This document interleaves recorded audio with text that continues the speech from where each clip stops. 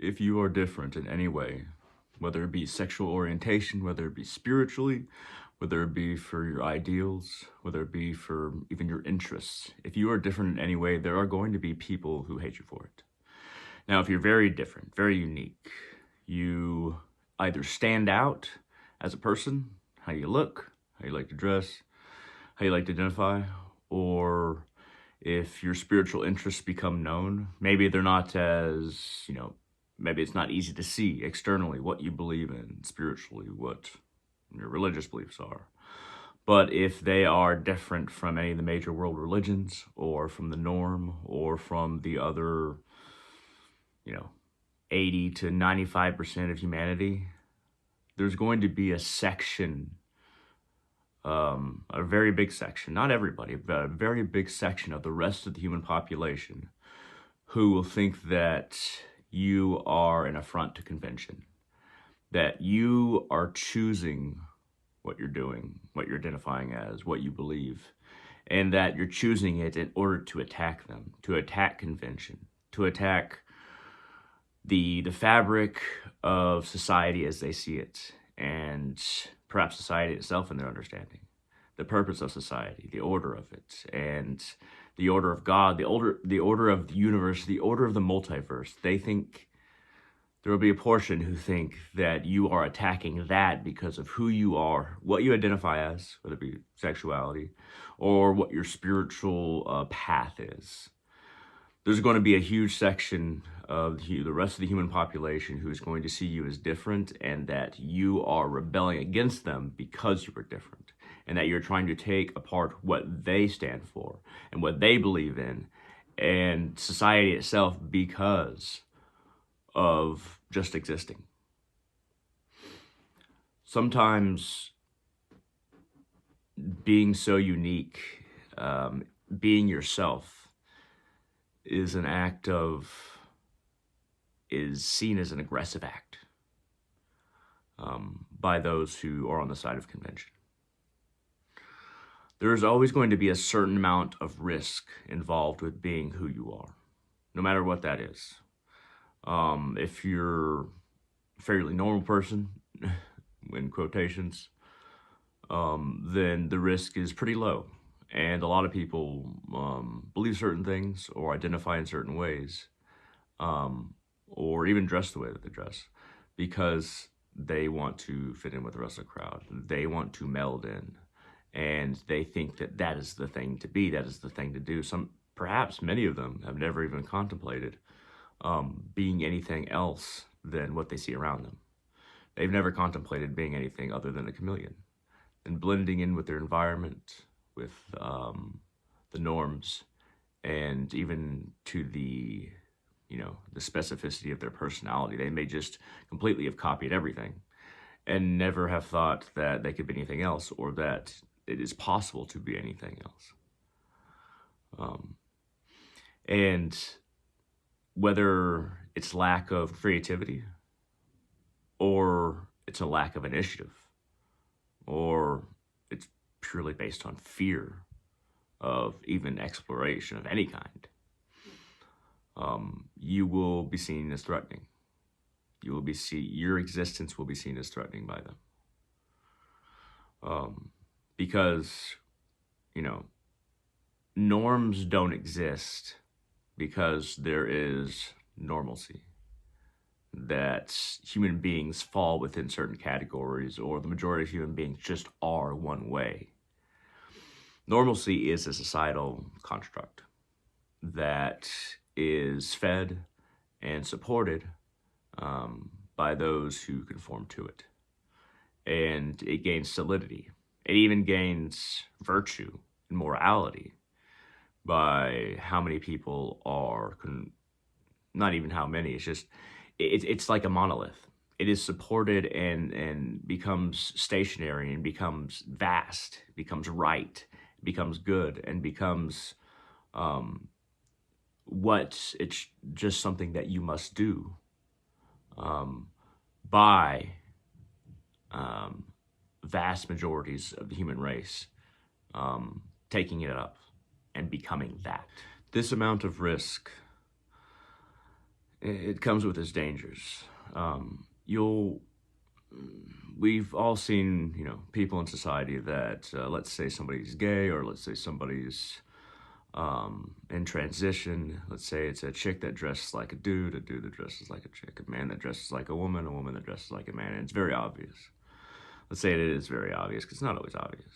Um, there's going to be a lot of people who are disturbed by that, who don't like that, who think that those people are trying to make everybody else just like them, and that they're trying to flip the genders of everybody, to twist society in some way. Or that, a Muslim, or even a Sikh, a Muslim or a Sikh wearing a turban,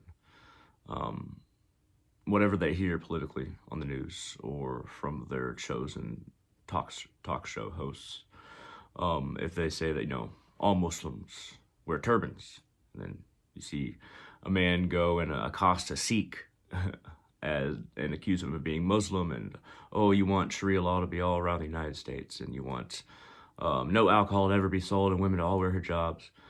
And he ends up not even being Muslim. Turns out to be a Sikh. Or if he was leveling it at a Muslim, and he's leveling all these things as far as just assuming that he wants everybody to be like that, to dress like him and how his women dress. And that he's trying to upset this society, and make this society like where he comes from, quote unquote. That is where the monolith and, the conformists, is trying to throw the authority of the monolith and conformity at somebody who doesn't conform. Whether it be sexuality, religion, spirituality.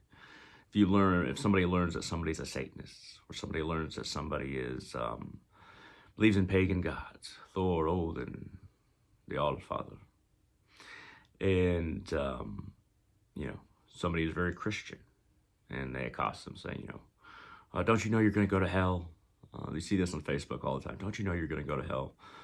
Accept Jesus in your heart now. Every other god and every other religion, it's all Satan. Satan gets a lot of credit, by the way. He seems to not have to make any religions at all, and just have to have a small amount of Satanists. But he just is behind all these other religions, and he's so clever. Yet the vast majority of the human race is Christian. So is this a fallen world? I think that it's fallen, but I don't think that it's fallen in the way the Christians believe, and I don't think it's for the reasons that they think it is. I think that fear and ignorance cause far more conflict, and nationality and hierarchy causes way more conflict among human beings than is necessary. And perpetuating these fears and stereotypes and ignorances, it continues the monolith of each society, whether it be a religion, whether it be a nation, whether it be a society. It strengthens the monolith, the fear, and the stereotypes, and the conflict. It strengthens the monoliths and makes them more solid, and it makes those within every single monolith feel more secure, when in fact they're just being more controlled. Security and the feeling of security and conformity and control, they all kind of meld together and become a thing, monolith. But there's always, if you want to be who you truly are, if you want to explore yourself, if you want to try to find who you are as a person and what you truly believe, what you truly want to practice, what you truly like sexually, or you're just curious about various kinds of information, maybe you're really interested about what the British Empire did when it was especially colonizing, when it had colonies in the Caribbean, and India was still a colony, and it had colonies all around the world, and it was very much still in control of those colonies. Its influence is still spread far and wide, and echoes throughout the generations and the centuries. But at the height of its power, maybe you want to learn about what these marginalized people in these colonies went through, and how black people were treated, how Indian people were treated by the British colonizers. Just seeking out that information and just talking about it in a public forum, whether it be online or in actual public, authors and historians who cover these things, who are even, British, English authors and historians who cover these things and the atrocities committed by the British against the Indians. They have been, sent death threats, and some of them have to have security guards, not a whole bunch, just maybe one per historian. History isn't there to make us feel good about ourselves. Historians' jobs are not to make you feel good about you being an American, a Brit, a Chinese, Japanese, Russian. They're not. A historian's job is not to make you feel good. It's to cover the truth, the facts. But even if a historian is just doing that exact job and they don't have a specific, strong opinion, they're just digging up the facts. You have a lot of people fighting those facts and fighting those realities because it makes them feel bad about the identity that they hold so dear. If you bring up that Nero killed, the Roman Emperor Nero killed as many worshippers of the Egyptian goddess Isis as he did Christians, and in just as terrible ways, that's kind of left out of the Christian conversation about what Nero did to the Christians, isn't it? And they'll just be like, well, that was just the work of Satan as well. I mean, but it was just, just Satan group against Satan group. And everybody wants to stick to their conception, to their narrative. And nuance, when it exists, is a blessing when you see it, because most people like to see things as black and white, this or that. This absolute, this polarity, and then there's an inevitable opposite to that. They want that opposite to stay over there and their polarity to stay over there. They don't want any kind of gray. And they certainly don't want any dimming of the light that they imagine their side is. As human beings, we can but try to figure out who we are. And in recent times, I have reason to have hope, because I've seen more people in their teens, 20s, and 30s, and 40s even, far more interested in the actual history than just being lulled to sleep by the narrative that has been repeated again and again and again. Not just talking about nations, not just talking about religions, but all of these monoliths. I've seen people actually starting to care, like a lot. And I've studied a lot of history.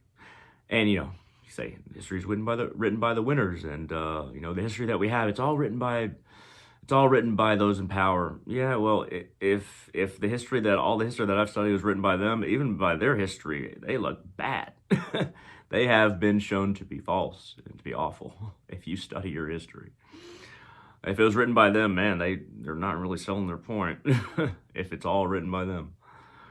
But there's always going to be people who seek to, whatever you're trying to uncover, whatever kind of truth, whether it be spiritual, historical, societal, or whoever you're trying to be, there's always going to be a section of society, a huge section of society that will consider you as a threat. And you have to make an internal choice. To what degree am I willing to be myself? And if it's to the fullest degree, the bigger that degree is, the bigger the likelihood of danger, physical danger, career danger, and friendship, family danger, even just scoldings or rejections, romantic danger. How attractive do you think it is to most women if I would tell them that I'm a shamanic practitioner and that I'm a Shakta who worships the Divine Mother Kali? Is that super attractive to most women in Texas, North Texas, where I live? It's not. And you're not going to have as many friends. But who you are going to be is yourself. And I think that, and I have the privilege of being in a fairly free country as far as, you can say what you want, and you can follow what spiritual path that you want. If you start digging up too many inconvenient facts, then that might get you into some trouble. But fairly free as far as that goes. But with that convenience of whatever freedom this is, whatever degree it is, I will say that it's worth being yourself.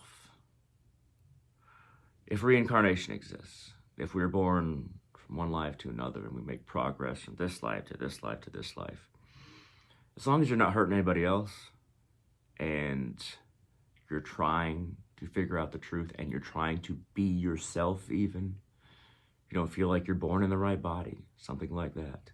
If you're trying to find yourself and trying to find the truth, every little bravery that you are willing to commit to in being yourself is at least a small step forward, sometimes a very big step forward. But even if reincarnation doesn't exist, and let's say nothing spiritual exists, and this is the only human life that you have, isn't that just as much reason to be who you are now? If reincarnation does exist, work forward. You're looking for the truth. You're trying to move forward. And you'll fail, you'll succeed, you'll fail, you'll succeed. But you're making progress. If there is no afterlife and there is no reincarnation, then it's even more reason to be yourself.